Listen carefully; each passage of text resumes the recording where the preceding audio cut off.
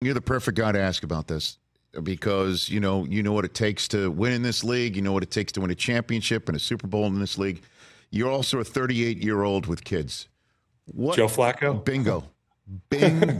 Like, put into words what's happening right now for Joe. I think it's incredible. I think first off, Kevin Stefanski, amazing coach. And I knew that before this year. I think his schemes are awesome. I think he puts defense in a lot of binds, but losing Chubb, losing quarterbacks, starting 4 different quarterbacks, look at the move he made. Look at the move that Barry and them made by saying, hey, we're going to pick up Flacco off the street and we're going to play him. The Jets, Robert Saleh, sorry, you can't win them all, Rich. It can't be Michigan and the Jets in the same year. But Robert Saleh's talking about, Joe Flacco's an F-150. It's nice to have a truck like that in December, and I'm like, well, you could have leased one, man. There are other teams that passed up on Joe. And for them to make that move, I think they knew he had something in the tank. And even if he didn't, his leadership is evident. Okay. And it's cool to be a young guy in the NFL. Talked about this on Inside the NFL yesterday. It's cool to be a young guy in the NFL, but what's really even cooler is being a vet with clout. When you walk into a locker room and all the young guys, they want to know what you know. They want to know what it takes to get there. They gravitate towards you, and I think Joe has that on the ultimate level because he's a quarterback. He's won a Super Bowl. And then when you go out there and play the way he's played, he's unlocked the confidence in them. Schematically, now you got to defend every blade of grass because he takes shots. And I think back to 2017 when Frank Reich, our offensive coordinator at the time, was asked about Nick Foles and how do you give a backup quarterback the confidence that he needs to succeed. Frank said, and this isn't a direct quote, but he goes, I think we have the opposite problem with Nick Foles. The guy wants to make every throw. He wants to finish you. Like this guy.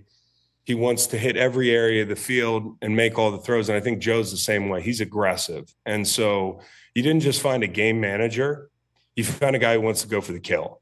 And I think that's the thing that they have to walk a thin line on because, hey, they're really good. I didn't think they'd be as good without Amari Cooper. I wanted to see what they look like with Amari Cooper against a team with 2 corners. But they didn't have him, and they still moved the ball up and down the field. But the thing that can bite them is turnovers. They have a -7 or -8 differential. Rich, if you go back the last 10 years and look at the Super Bowl, there's only 2 teams, I think, that got there with a minus turnover differential. And so that's the thing that they have to clean up. That could be born out of, though, having DTR and PJ Walker, right? Starting a ton of games throughout the year, too. So my last question as a follow-up is you mentioned Foles. You won it all with them. You think the Browns can win it all?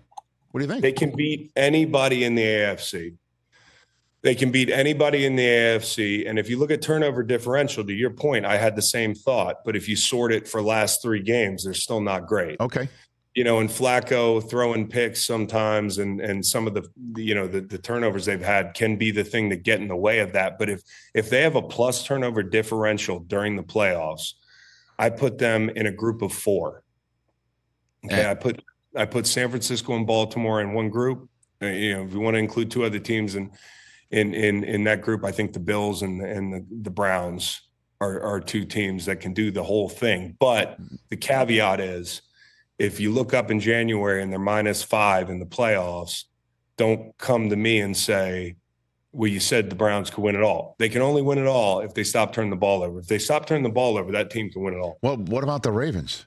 I know I got to let you go, but I mean, the Ravens they're killing everybody. So you got to throw them in. It's got to be a group of 5. Well, yeah, right? It is. I had my group of 4 is the Ravens, the Niners, and then the Cleveland Browns and the Bills. Okay. And the Bills and the Browns are kind of in that dangerous group that can do it. Now, a lot of teams can do it, and part of that's going to be predicated on if somebody knocks San Francisco off, then all of a sudden you got a couple teams in the AFC that can win it.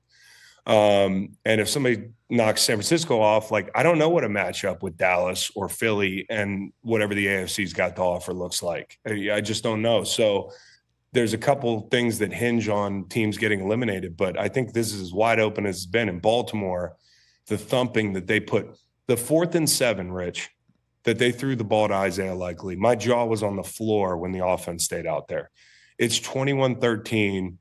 The Dolphins, I've said this, I've been banging this drum. Every time they play a playoff team, they average about 19 points a game.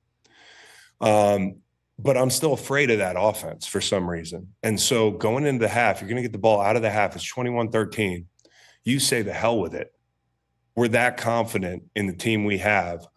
You watched the Dallas game a week ago. I felt like Dallas and Miami were vying to see who would play from ahead. And it was like tight early in that game. Baltimore was playing against themselves. They were like, can we score 60? That was their attitude. And Lamar's the MVP. They look like the best team in the league right now. Well, don't forget, if you root for the Washington Huskies, you're rooting against all Harbaugh's, pal. And it looks like it's a Harbaugh year. You know what I'm saying? It might be a Harbaugh year, man. Better than them, right. You know? And his dad, their dad looks just Jack is the greatest. I know that's how dads, it works with dads, but like this guy, I thought it was an AI, like, you know, when you